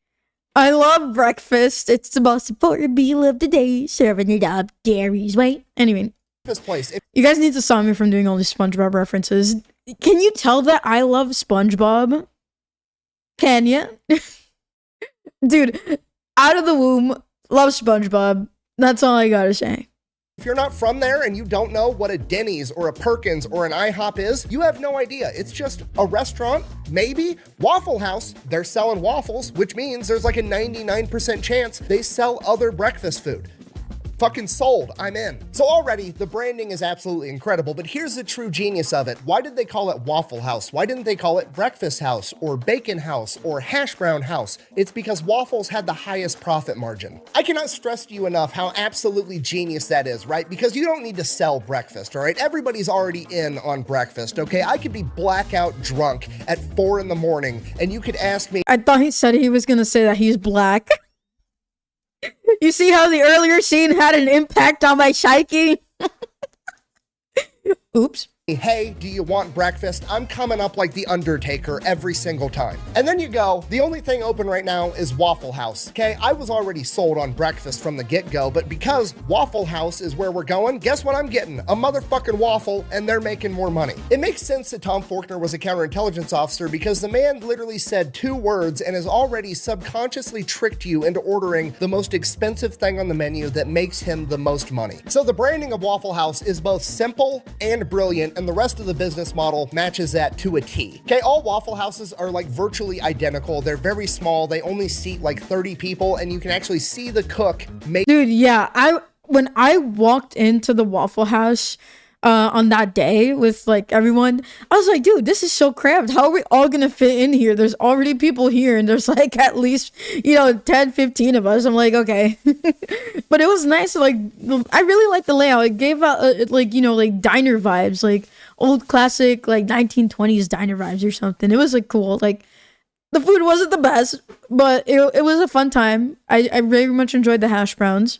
For sure. Making you your food. Now, at a glance, you're just like, oh, they're just going for that like 1950. And chat, if you like breakfast, if you like coffee or tea with your morning breakfast at home, and you don't want to go spend money at diner.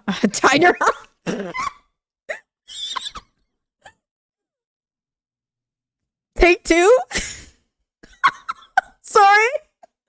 Okay. If you don't want to go to Dino Waffle House in the morning and you make your own breakfast, you're a responsible human being who makes their own breakfast. Why don't you consider getting yourself a Celestium mug today with your... Look, we love waffles. We love Waffle House, but think about it. You wake up on a Saturday morning, your wife, your imaginary wife that if you take your schizo meds, she's gonna disappear, makes you a nice scrambled eggs and bacon with pancakes and or waffles, or both. And you wake up and she's got a Celestium mug all ready for you with your favorite coffee. Get your favorite coffee, get your mug, get your Celestium mug today on celestiumshop.com. It's just $20. And if you're a Twitch sub, Kick sub, YouTube member, you get 20% off. But you gotta get the discount code on my Discord. So if you're being make sure to get your Celestium mug. Limited quantities. I think there's like 20. Wait, how much do I have left? I think I have like 20 something left. I don't remember. I didn't check. And they're only available until the end of this month. So you've got 1 week or so to get your mug today. And they'll be back during my 2.0 debut in the next couple months. So if you want to wake up to your favorite pink gremlin looking at you today with that warm coffee that your imaginary wife served you, go pick it up right now. For real, like, just go pick it up. I'll drop you the link. I'll make your life easy. Me and backhanded insults are just too much. I gotta stop. I'm being such a jerk, dude. Go get your bug today. And if you don't get it, I'll bonk you. Anyway, I'll throw in a little something for your troubles. Imaginary, but you're real, but I ain't your what? Hello? Sit over there. Go get your own one.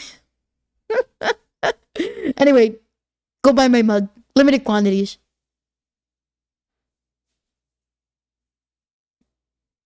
I'm watching.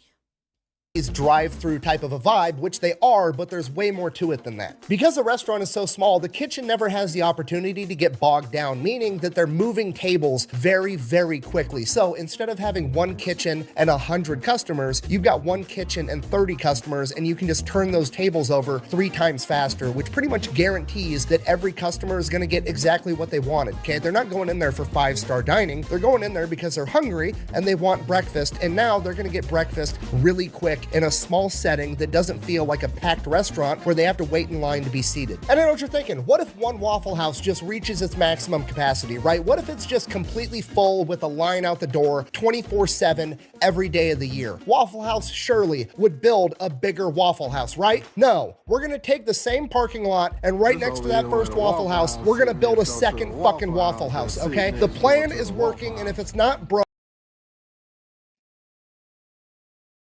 the intensity towards Waffle House in this video is insane. Heck, not even me, bro. Look, all I gotta say is, it makes sense that their lines are long. The food may not be the best, but heck, the vibes are good, and they're there, man. They're there.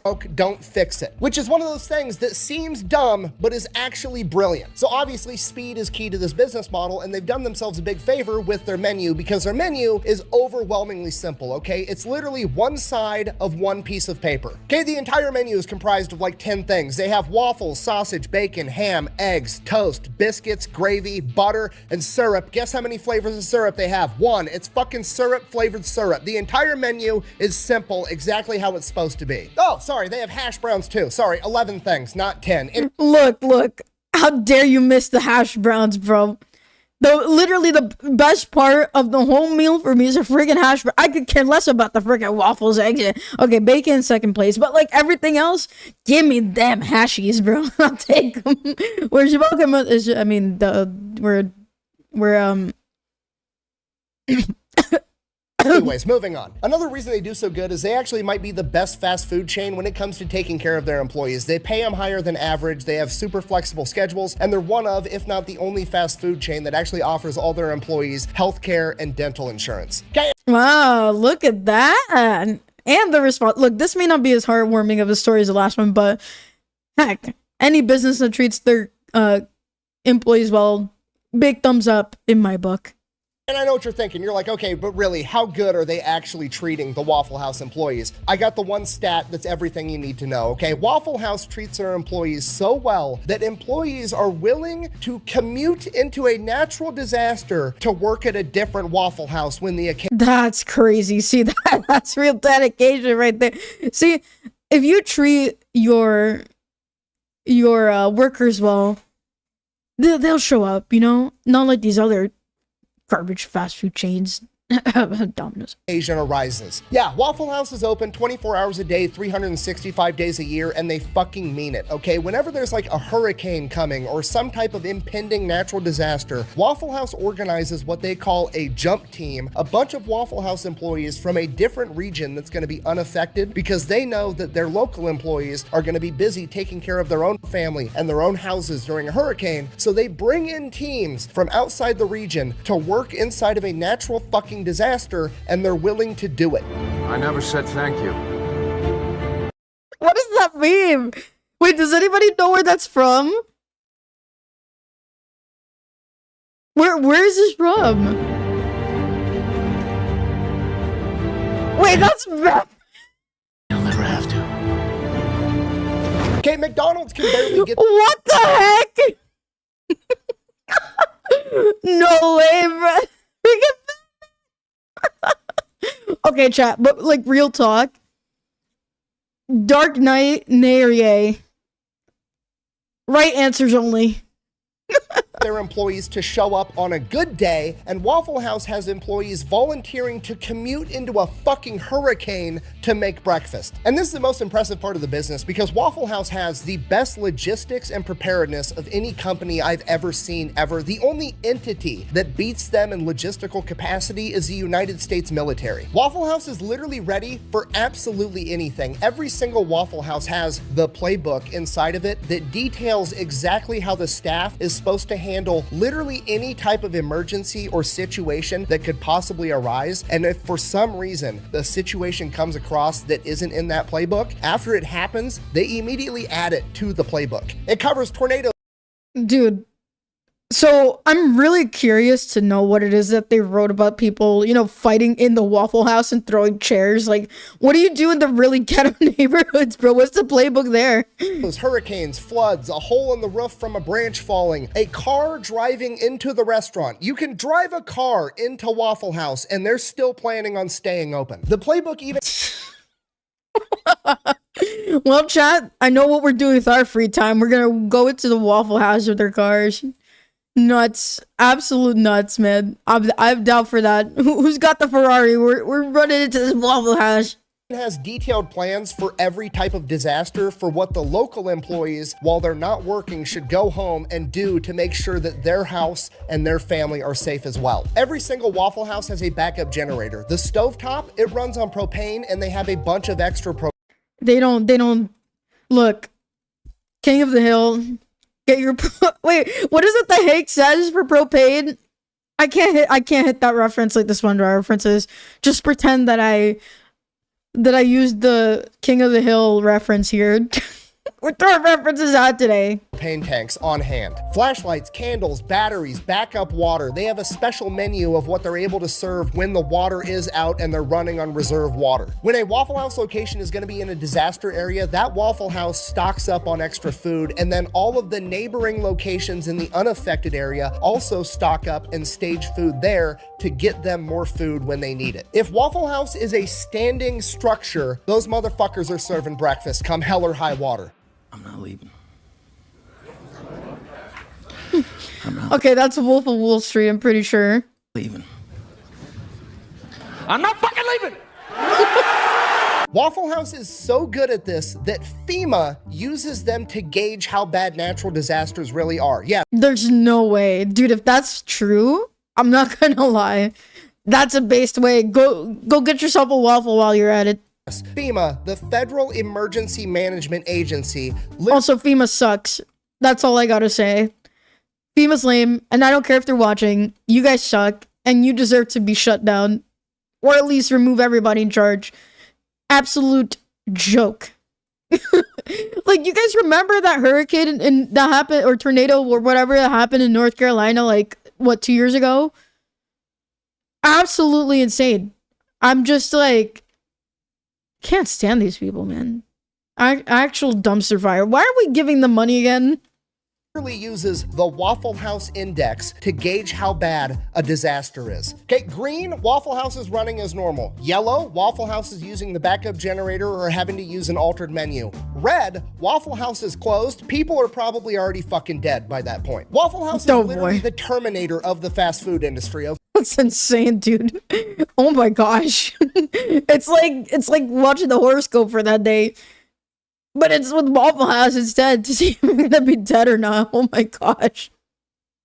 Okay, the fact that the federal government, probably the most powerful entity on the planet, maybe ever, looks at a chain of restaurants and is like, man, if Waffle House is closed, we need to mobilize the National Guard is fucking crazy. Now, maybe you guys are thinking the same thing I was at this point in my research, and I'm like, man, I need to invest in this company. I need to see if I can open up my own Waffle House franchise. This company's awesome. And this is where the bad news comes in. I mean, technically you can franchise a Waffle House, but most of us probably can't. The company is privately owned. It's not on the stock market. It's still owned by the families of the original two founders. And while they do allow franchises, they are super picky about who they let buy in to have a— That's smart. I mean, look, food quality in general has gone down. You know, the frogs are gay, the water is poisoned, we're drinking the hallucinogens.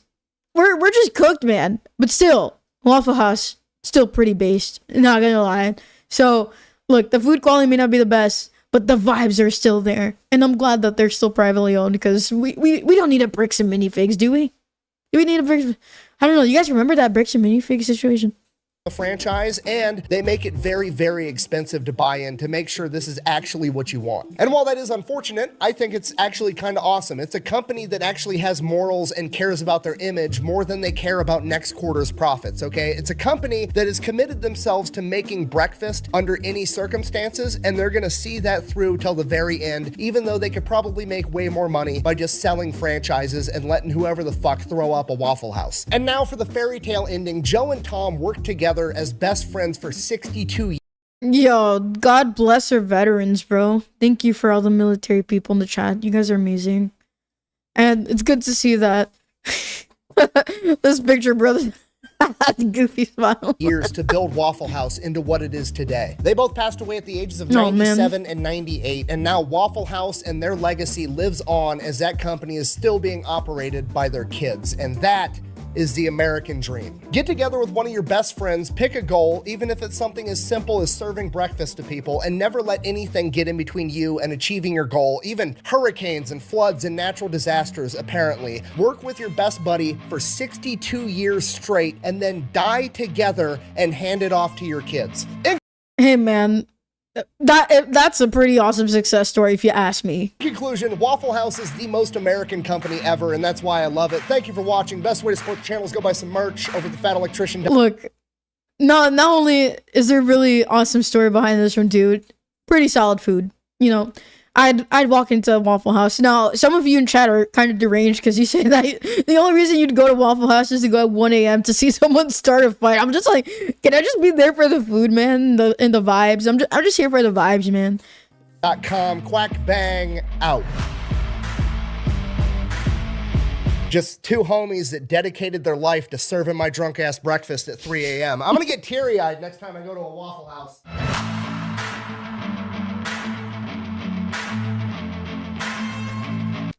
I mean, I think that's a good reason to get like teary-eyed. I'm not gonna lie. That was so cool, man. Like, imagine going for like getting enlisted into the military, then being like pretty much a psyop. Well, maybe not psyop, but like a fed basically, and then starting your own food chain, be really successful, and then having something that you can pass off to your kids. I think that's a pretty darn good story if you ask me. I'm very impressed. Very impressive. Yeah. Very good. I like that. I like that. I hope you guys enjoyed the react as well. So I'm gonna go ahead and upload the VOD for that one. Give me just 1 second.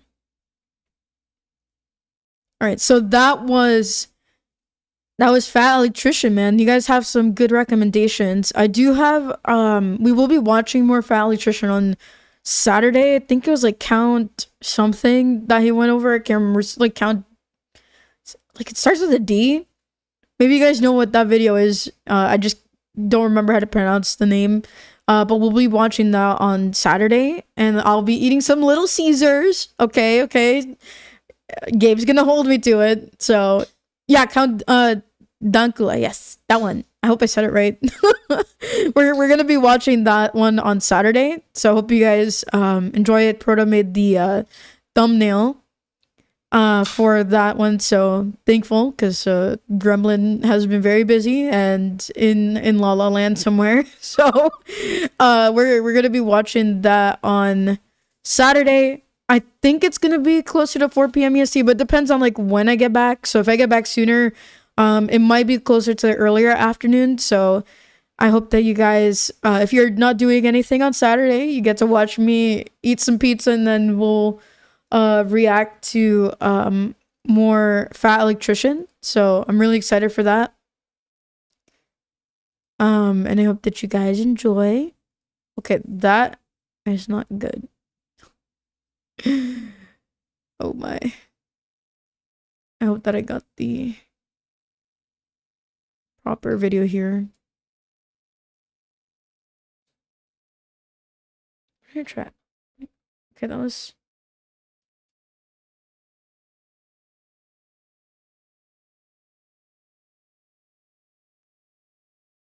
Okay, I think I got the right one that time. All right, so. Oh, thank you so much, hold on, sorry. I didn't see your name properly. Skelana Juniper, thank you so much for the raid. Welcome in, raiders. Guess my sound's not working for that anymore. Oops. Thank you so much. Appreciate you. How was your stream? God bless you. Thank you so much. Skelly is fine. Aw, thank you. Thank you so much. I really appreciate you. Hope you had a good stream. Let me know what you guys were up to. And if you have to run, no worries. Really appreciate you being here. And I hope that you have a good rest of your day if you gotta run. Alright, so no, there is no mukbang stream, CV Catalyst. No. Stop it. I will spray you with water. Stop doing this to me. Why are you like this? Why must you be like this? No. No mukbang. Bad. No, but seriously, no mukbang. That's weird. But anyway, that was fun though. I had a good time. I hope you guys enjoyed the stream. I know these are always short streams, but you know, Gremlin got a full-time job that makes your brain want to explode half the time. So yeah, so we're gonna be doing that on Saturday, and then I will be back. I think I'm streaming tomorrow too, right? Let me double check YouTube because I have it on YouTube so you guys know what we're doing this week. So live, manage. All right, so tomorrow we're gonna be reacting to a Caleb Hammer video that came out. I might change it honestly, but I'm not sure because I was watching his newest video today, so I feel like weird reacting to it. But I found the title interesting, and based on what we've watched today, I think it's maybe more appropriate that we watch that one. His most ghetto show apparently, so that's gonna be exciting. I really love Caleb Hammer. His stuff is just, it's out of this world, man. The kind of people that come on. I feel like I'm watching the whatever podcast or something when I watch Caleb Hammer, but it's like the financial version of the whatever podcast. That's what it feels like sometimes. But yeah, we're gonna be watching some Caleb Hammer tomorrow, 6 p.m. I don't think Ember will be joining me just in case I mess up the title somehow again. But if she wants to, I'd be so down to have her on, but I know she's got her own stream stuff to, you know, do, so, it's probably just gonna be me tomorrow. Unless Gabe maybe wants to join, then I'd be down. He hasn't been on a stream in a while, so, yeah. Really excited. And then I'll be off on Friday, we'll be back Saturday, and then back on Sunday for some scripture reading, maybe some more reacts. Actually, Reckless Ben did post a new video, apparently. So we'll watch that one on Sunday, and then we can do some scripture reading, or we'll do a little bit of scripture reading first, and then watch the new Reckless Ben video. So I hope you guys are looking forward to all the reacts coming up this week. I wish I could stream longer, but my brain just kind of explodes. So I'm sorry, guys. I would love to do more with you. I really want to. Sometimes I can. So some days I'm just like, nah. I'm just like, boob. But I know I gotta push myself. So, but I think the fact that we're gonna be reacting and eating some Little Caesars on Saturday makes up for it. Yeah. Anyway, thank you guys for the amazing stream. Thank you for all your support. Thank you for all the follows. Thank you for the donos. Thank you for the subs. Thank you for the raids. I really, really appreciate each and every one of you guys. It really means a lot to me that you were here. And please make sure to follow me on all my social media. I'm on Twitch. I'm on YouTube. I'm on Kick. I'm on Rumble. I'm on Twitter if you guys want to check me out. And I post a lot of stuff there, updates and more things that are more community building, I suppose, if you guys think about it, and artwork. So if you want to check out that, make sure to give me a follow. All my links are in the description on YouTube. I believe they might, well, I don't know if they're on Rumble anymore, but check out all those links. And if you guys want to support me, I also have a Throne page, not required by any stretch of the imagination, but it would mean a lot to me if you did. I am saving up for new 3D gear, because I would love to do 3D concerts and stuff in the future and be a little more flexible with this model, because I can't really move anything but my face. And my body sort of follows along with it, but again, not required. And if you guys are looking to connect outside of stream, I have a Discord server. So if you guys want to check out my Discord, it's discord.gg/Celestium. It's a pretty active, it's gotten very active in the last couple months. And we also have a Pal World server. So if you guys are interested in Pal World and you're looking for people to play with, you just have to grab a specific role in my server and you can join. And it's completely free. You don't have to pay at all. But I do have a Pal World server upgrade thing available on Throne. So if you guys want to support that way, because a lot of people have been joining, a lot of building, so the server gets a little laggy sometimes. But again, not required. Would love to see you on my Discord, and I hope that you guys have a very good night. God bless you, and I will see you on the next one. And I'm going to figure out who to raid, so hold your horses while you're still holding them.